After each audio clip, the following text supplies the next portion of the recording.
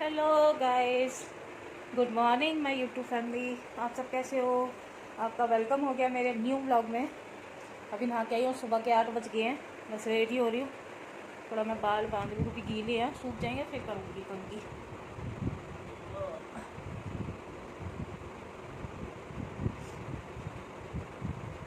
बहुत मोटी हो रही हूँ, बहुत ज़्यादा।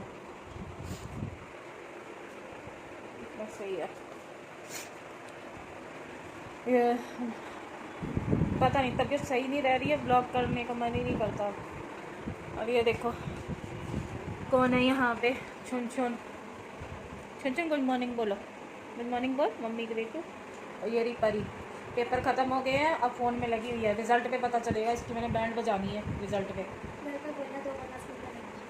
स्कूल में ही बजाऊंगी तेरी तो बैंड। छुन छुन, पेट देखो मेरा कहाँ जा रहा है। पेट देखो पेट। बंटू अपने पिंजरे में है। वो रही बंटू, गुड मॉर्निंग बोल। खाने में लगी हुई है। गाइस, मैंने सेव भाजी की रेसिपी डाली थी, पर किसी ने कमेंट करके नहीं बताया कैसी बनी। आप लोग बताते ही नहीं हो कि मैं ब्लॉग में क्या कर रही हूँ, मुझे क्या करना चाहिए। कोई भी नहीं बताता, तो फिर और नहीं मन करता। मुझसे बात कर लिया करो कमेंट में ही। हाँ, कमेंट में करके बताना, मैं लाइव आऊँगी किसी दिन। आप बताना किस दिन आऊँ। आप लोग ब्लॉग देखते हो पर सब्सक्राइब नहीं करते हो, गलत बात है ना। आप लोग सपोर्ट नहीं करोगे तो कैसे चलेगा। छुन छुन देख रही है कि मम्मी अब बेड पे जाके बैठ गए। गाइस, बंटू का ना बर्थडे निकल गया है, पर हम उसका बर्थडे मनाएंगे 1 महीने के बाद। मतलब पापा की डेथ हुई थी 2 तारीख को, तो मैं कह रही हूँ 1 महीना हो जाए उसके बाद मनाऊंगी। अभी नहीं मनाऊंगी, ये 1 मंथ हो जाने दूँ, क्योंकि फर्स्ट बर्थडे होएगा बंटू का। चंटू तो उड़ ही गया, मिस करती हूँ उसको भी और पापा को भी। वो नहीं हो रहा, मुझे यकीन नहीं हो रहा। ऐसा लग रहा है कि अभी फ़ोन करूँगी पापा फ़ोन उठाएंगे और कहेंगे हाँ चलो मैं बाद में बात करता हूँ, रश्मि अभी बिज़ी हूँ, मैं बाद में बात करता हूँ, कहीं बैठा हूँ। ये बोलेंगे पापा। यकीन कैसे कर लूँ जब मैंने उनको देखा ही नहीं है। यकीन ही नहीं हो पा रहा है, समझ में नहीं आ रहा क्या करूँ। दिमाग और दिल दोनों ही नहीं मानने को तैयार हैं कि भी पापा नहीं रहे।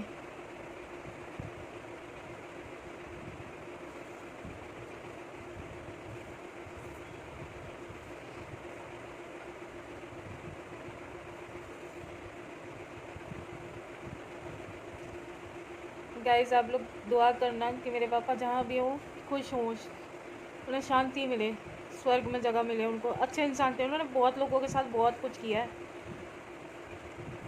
मतलब पापा जॉब करते थे तो हम लोग मोहाली में रहते थे, तो हमारे गांव साइड में जितने भी बीमार होते थे ना, जिनको ज़्यादा सीरियस बीमारियां होती थी, चाहे वो गांव का हो, चाहे हमारे रिश्तेदार हो, चाहे फैमिली वाले हो, कोई भी, सबको पापा ने वहाँ पे ना पीजीआई में बुला के सबका ट्रीटमेंट करवाया। जब उन्हें ज़रूरत थी तो कोई भी 1% भी ना, कोई भी नहीं आया कि भी चलो हम आपकी हेल्प कर दें या आपको किसी चीज़ की ज़रूरत है। नहीं, रिटायर हो जाता ना बंदा तो उसकी वैल्यू कम हो जाती है, जायज़ सी बात है।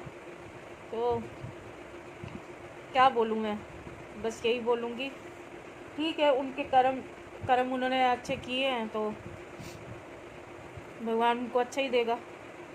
तो भगवान के पास है तो अच्छा ही देंगे ना। बस मन दिल नहीं मान रहा कि यार ऐसा कुछ हुआ है, यकीन ही नहीं कर पा रही हूँ।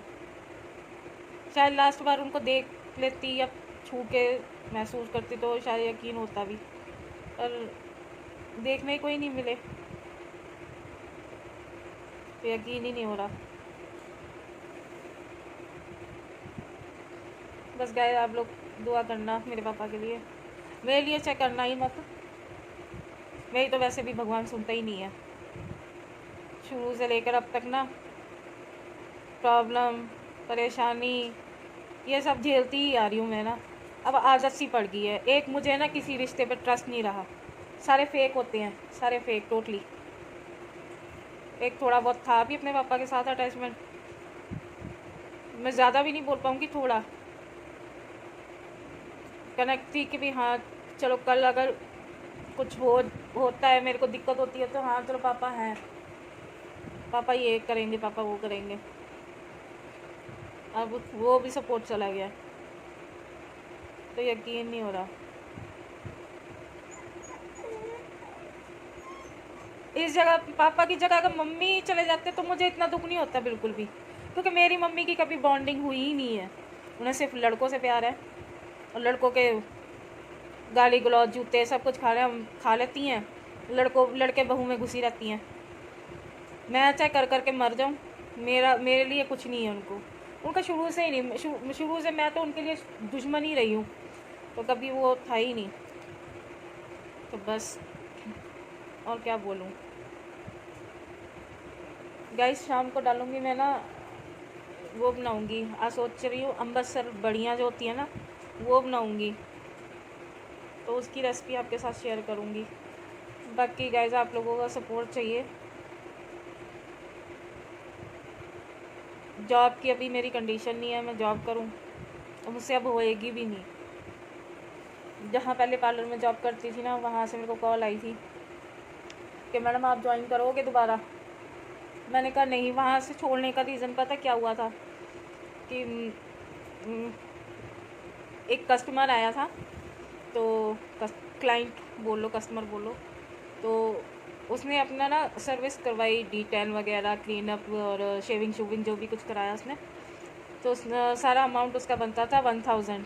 तो उसमें से ना उसकी एक सर्विस रह गई थी, तो उसका 700 अमाउंट बनता था। तो मैंने क्या किया, मैंने 1000 ना एंट्री कर दी रजिस्टर पे। तो उसने अर्जेंट उसको कॉल आ गई, वो दौड़ गया। तो उसने मेरे को ये बोला था, परमानेंट क्लाइंट था, तो वो बोला था कि मैम मैं अब नेक्स्ट बार आऊँगा ना, तो आप मेरा ये बचा हुआ ना बैलेंस जो है वो उसमें ऐड कर देना। तो मैं ठीक है। तो मैंने उसका ना काट के ना 1000 काट के ना 700 कर दिया। तो ये बंदा कहने लग गया कि भी आपने काटा पीटी की है। मैंने उसको बोला, मैं कहा सर अगर मान लो मैं चोरी कर रही हूँ, आप ये लगा रहे हो इल्ज़ाम कि चोरी कर रही हूँ, मैंने आपका पार्लर उस बंदे को ना मतलब यहाँ के एरिया का, मार्केट का कोई भी अंदाज़ा नहीं था कि हाँ शॉप डालूँगा तो कैसी चलेगी क्या है। मैंने उसका पार्लर रेडी करवाया A to Z, दुकान रेंट से ख़रीदने से लेकर उसका इंटीरियर डिज़ाइन, पार्लर की एक से एक चीज़ ना सब कुछ मैंने अपने हाथों से वो की थी। यहाँ तक कि ईंट पत्थर का काम भी हुआ था ना मिस्त्री का, वो भी मैंने उसकी वो भी साफ़ सफाई मैंने की। मतलब सब A to Z मैंने उसका तैयार करके दिया। उस बंदे ने मतलब इतनी सी बात के लिए ना मेरे को कहता आपको काम करना हो तो करो। मैं कहा मेरी बात सुनो, मुझे करना ही नहीं है तुम्हारे पास जॉब। अगर तुम मुझे लाख रुपये भी दोगे ना मैं तब भी नहीं करूँगी। मैं उसकी जॉब उसके मुँह पर मार कर चली आई। फिर कितने 3 साल बाद वो मुझे फ़ोन कर रहा है, मैसेज किया, फ़ोन नहीं फ़ोन किया सॉरी, कि रश्मि बोल रहे हो। मैं कहा हाँ जी, आप कौन? क्या नहीं पहचाना? मैंने कहा नहीं पहचाना। कैसे से मैं ये बोल रहा हूँ। मैं कहा अच्छा। मैं कहा हाँ आज कैसे याद आ गई आपको? क्या आपके पास मेरा नंबर नहीं है? मैं कहा नहीं, मेरा फ़ोन चोरी हो गया था, घर गई थी ना, घर से जब आ रही थी ट्रेन में से कोई मेरा फ़ोन छीन के ले गया था। उसमें बहुत पुरानी फ़ोटो भी थी, कॉन्टैक्ट नंबर भी थे, बहुत चीज़ें थी, तो चलेगी। तो कहने लग गया कि आप क्या कर रहे हो आप? मैं कहा कुछ नहीं, बेली हूँ। क्यों, बताओ क्या हुआ? कि आप जॉब करोगे वही पुरानी वाली? मैं कहा सैलरी कितनी दोगे?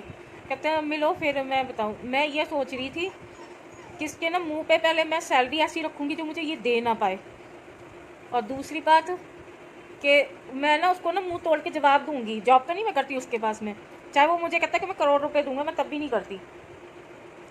लेकिन ऐसा कोई चांस पड़ा ही नहीं। मैं गई उससे मिलने, तो कहने लग गया, और उसका ना आज की डेट में ना पार्लर सेल होने के लिए बैठा।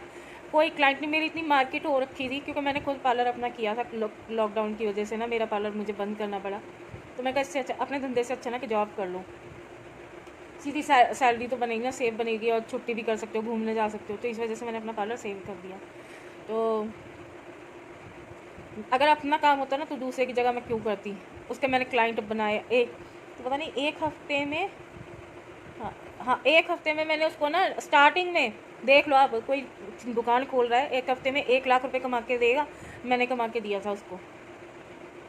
तो अब उसका जब मैंने छोड़ दिया तो उसका हो गया ठप हो गया। तो उसने ट्राई तो बहुत किया, जो मैंने साथ में एक लड़की और रखवाई ना, उसके थ्रू ना मुझे बुलाने की कोशिश तो बहुत की। उसने मेरे को फ़ोन भी किया लड़की ने, कहती दीदी आप वहाँ जॉब कर रहे हो? मैंने कहा मैं क्यों करूँगी, मेरी जुत्ती करे वहाँ पे जॉब, कि आप करना चाहोगे वहाँ पे? मैं कहा मैं नहीं जाऊँगी, मैं तो उसकी शक्ल ना देखूँ। तो उसने बोल दिया होगा उसको कि भैया ऐसे दीदी बोल दी है कि भाई मैं तो शक्ल भी ना देखूँ, ये वो। पता नहीं सडनली 3 साल बाद उसकी हिम्मत कैसे पड़ गई, मेरा नंबर उसने सेव कर रखा था। जैसे कस्टमर क्लाइंट वगैरह आते थे ना, तो वो कहते थे प्रोडक्ट की ना, केमिकल की ना नॉलेज है मैडम को ना, तो वो मैम कहाँ पे है? तो ये बोलता था कि हमने ना उनको ना ज़ीरकपुर वाली ब्रांच में ना ट्रांसफ़र कर दिया, वहाँ 1 साल वहाँ रहेंगे, 1 साल यहाँ रहेंगे। तो कस्टमर ने कहा ठीक है, तो उन्होंने पार्लर ही आना बंद कर दिया, जितने भी आते थे ना वो सब बंद ही करके आना। तो इसको दिख गया कि भी मेरे बगैर उसका पार्लर चलने का नहीं, क्योंकि क्लाइंट मेरे बहुत थे, लेडीज़ जेंट्स हर तरह के थे, बच्चे बुच्चे सब थे, लड़के लड़कियाँ। तो फिर मैंने इतना बोला उसको, और मैंने जब गई बात करने को मैंने कहा मुझे भी इतनी सैलरी चाहिए और टाइमिंग मुझे ये चाहिए। कहता नहीं ये नहीं, इतना नहीं हो पाएगा, आपको पता ही है अभी काम नहीं है इतना। मगर काम की जिम्मेदारी मेरी है, मुझे पैसे इतने चाहिए। तो बोलने लग गया कि आप एक बार ना सोच लेना, फिर मेरे को जवाब दे देना। मैं घर पे आई, मैंने उसको तुरंत 1 सेकंड का टाइम नहीं लगाया, मैंने व्हाट्सअप कर दिया कि मुझे आप इतना पैकेज देते हो तो ठीक है, नहीं तो मैं नहीं करूँगी, मेरी तरफ से ना ही है फिर परमानेंटली। इतना उसने मैसेज सुना और फिर अभी तक कोई रिप्लाई नहीं आया। तो 3 साल ऐसे हो गए थे कि भी वहाँ से जॉब मैंने छोड़ी, मैं जॉब सर्च ही कर रही थी कि मुझे ऐसी जगह पे मिल जाए कि जो मैं कर पाऊँ। अब मेहनत का काम होता नहीं है। फिर सडनली मेरे पेट में दर्द शुरू हो गया। अब मुझे पता ही नहीं था कि भी मेरे पेट में पथरी है, तो स्टोन है, गॉल ब्लैडर में स्टोन है। तो पता ही नहीं था, दर्द इतना भयंकर होता था कि भी जान निकल जाए। 1 दिन हो गया, 2 दिन, रात को मैं चीखे मारूँ, दिन भर में तो ठीक था लेकिन रात को मैं चीखे मार दी, पेन किलर खा खा के ना दिमाग ख़राब। फिर मैं कहा चलो डॉक्टर को दिखाई ही आती हूँ। डॉक्टर ने अल्ट्रासाउंड करवाया और एक्सरा करवाया था, उसमें गॉल ब्लैडर में पथरी निकली। अल्ट्रासाउंड में करवाया तो कितनी 22 mm पता नहीं ऐसी कुछ निकली। तो डॉक्टर कहता है इतनी बड़ी पथरी होगी, आप इतनी देर से क्या कर रहे थे? जब बिल्कुल ही नौबत आ गई, मैं कहा पता ही नहीं था कि पथरी होएगी। तो मैंने कहा मैंने मिट्टी और चौक दबा के खाई है, तो मैं कहा उसकी पथरी निकली होगी। डॉक्टर के पास जब ऑपरेशन हुआ ना, तो डॉक्टर मेरे को बोलता कि रश्मि आपने मोमोज बर्गर वगैरह बहुत खाए ना? मैंने कब बहुत खाए, मतलब कि आपकी जो पथरी है ना वो किस चीज़ की बनी थी परी?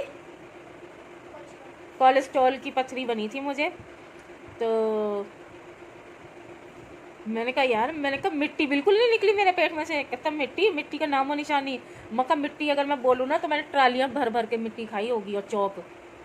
तो हंसने लग गया, कहता नहीं नहीं आपके पेट में तो मिट्टी 1% ही नहीं निकला। मगर वाह मेरा पेट अच्छा है कि भी मिट्टी जितनी खाई वो सारी बाहर निकाल दी। तो ये चीज़ है। चलो गाइज़ आज का इतना ही, बहुत लंबा हो गया ब्लॉग। अगर मेरा आज का ब्लॉग अच्छा लगे तो लाइक कर देना, शेयर कर देना और सब्सक्राइब ज़रूर कर लेना। अब कमेंट करके आप बताया करो कि भी हाँ ऐसा बनाओ वैसा बनाओ, तो वैसा हम बनाएंगे। चलो गाइज़ फिर मिलेंगे, ओके बाय बाय। अरे बाय बाय कर, चल चल बाय बाय कर, सुन नहीं कर रही। चलो गाइज़ फिर मिलेंगे नेक्स्ट व्लॉग में, अपना ध्यान रखना, बाय बाय।